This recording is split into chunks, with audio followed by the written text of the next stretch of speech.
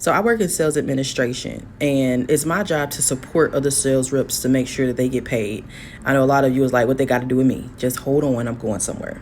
So today I had to process a transfer, basically taking an old account, moving it to a new account. And it sounds pretty easy, but it's not, because the new account doesn't exist. I had to create a new site in order to move the old to the new. And there's different processes based on whether I'm moving a regional account or a national account.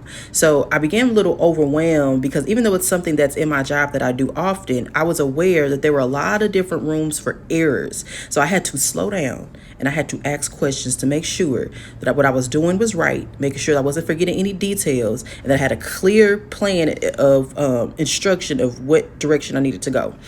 And the Lord began to teach me through this and give me some wisdom, and I want to share it with you because it blessed me and it's helping me.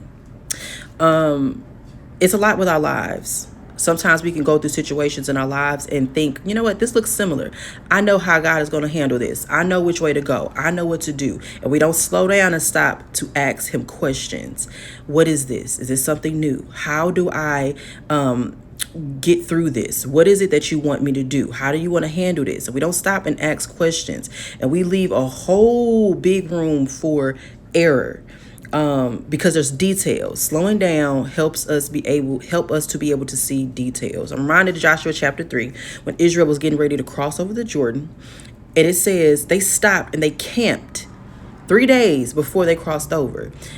A lot of times God is trying to slow us down, to stop, so that we can be prepared, so that he can prepare for what?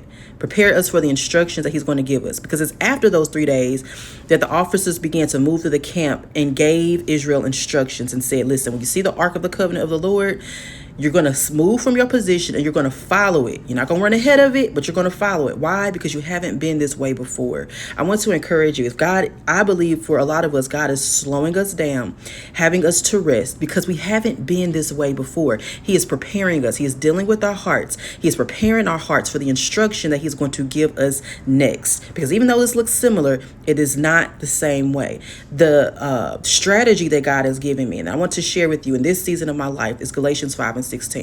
Follow the Spirit, and you will not gratify the desires of your flesh. Our flesh wants to compete, wants to hurry, and wants to strive. But it's the Spirit. When we're moving by the Spirit of God, we're moving in the kingdom of God. And it's a completely different kingdom than this world. It's upside down.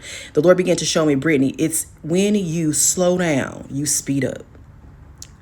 When you are slowing down and walking at my pace, you're actually speeding up. So I want to encourage you. You've been created for so much more. The situation that you're looking at, the vision that God has given you, you haven't been this way before. So slow